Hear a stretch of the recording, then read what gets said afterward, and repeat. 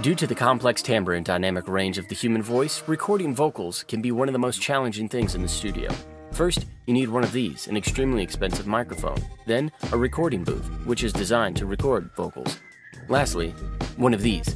The more knobs and faders, the better. Once you're in your perfect recording studio, then you can start recording vocals. Psych. I make music in an attic.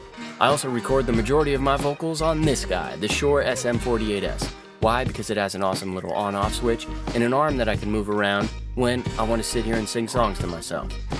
I've had to accept the limitations of my environment and get creative and work within those boundaries to make the music that I know and love. When setting up to record vocals, a few simple steps can be taken to help ensure that you capture the best performance possible.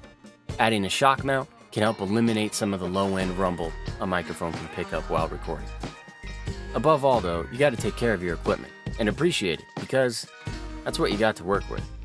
Adding a pop filter in front of your microphone can help stop some of the P's and T's known to arrive when you're spitting hot fire. Also, check your level. You don't want a distorted recording of a flawless vocal performance.